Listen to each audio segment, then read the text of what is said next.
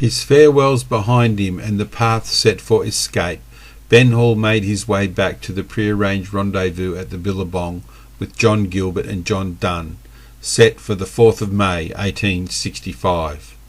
Inspector Davidson, now encamped in fairly dense scrub some 3 miles from the expected bushrangers' camp, and the informant Connolly's hut at the northern end of the Stricklands' property, where they could remain well concealed with their horses and equipment, while they waited for the word from the informant Connolly of the arrival of the 3 bushrangers and the position of their camp. Ben Hall's 2 companions arrived at the Billabong area on the 2nd of May to wait for Hall's return.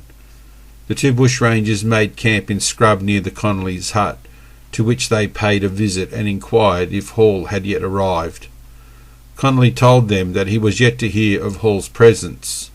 The 2 bushrangers then headed back to their makeshift camp to await and keep a careful watch for their leader's arrival and any signs of danger from police patrols.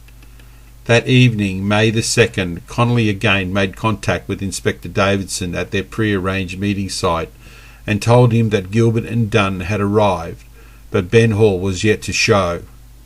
With this news, Davidson was now faced with a dilemma. Does he wait for all 3 bushrangers to be together, or attack the 2 bushrangers who had arrived and were resting at their camp? Connolly urged the policeman to wait for all 3, and then capture or kill them for maximum reward, as he believed given the slightest chance the 3 would escape.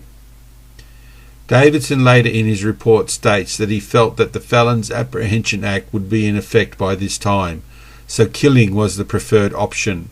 But for an inspector of his standing and discipline, this assumption is ludicrous. Davidson had to have had full knowledge of when the act was to become enforceable, but believed he could use ignorance as a defence for his actions, and being a man of position and means, this defence was understandable, but still it could mean that murder was to be committed under the disguise of law. The government of the day, led by Colonial Secretary Mr. Cowper, would no doubt support the inspector for ending Hall's career, which had brought them so much ridicule and mirth from the general public. Davidson's hesitation in taking Gilbert and Dunn came to fruition, for on that evening, the 3rd of May, Connolly once more made contact, only to tell Davidson of the events of that morning, and that while waiting for Hall, 3 local stockmen searching for lost cattle came close to where the 2 bushrangers were camped. Gilbert and Dunn, fearing they were a party of troopers, quickly mounted and fled their camp, leaving behind their kit and horses, and for Davidson the moment was lost. In the cooling afternoon of the 4th of May 1865, Ben Hall, riding the racehorse Tomboy stolen from Mr. Bowler's station earlier, and leading a pack horse, made his way to scrubland 900 yards from Connolly's hut, to await the arrival of Gilbert and Dunn. Little does he know that his movements are now being closely watched. After his arrival and securing his gear, Ben Hall makes his way over to the hut to ask Connolly of his 2 friends, and where a meal is to be prepared and brought over to his camp.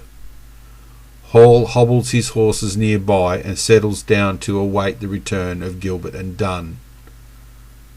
Once more, in the early evening, Connolly makes contact with Davidson, this time to inform him that Ben Hall had arrived, and indicated where Hall was camped in scrubland on the edge of the plain near the Connolly's hut. Davidson decided that he would not take the risk against Hall, and prepared to attack him in his camp early the next morning. During the night he moved his troops stealthily into position, and sent Darjan out in an attempt to ascertain Hall's exact location.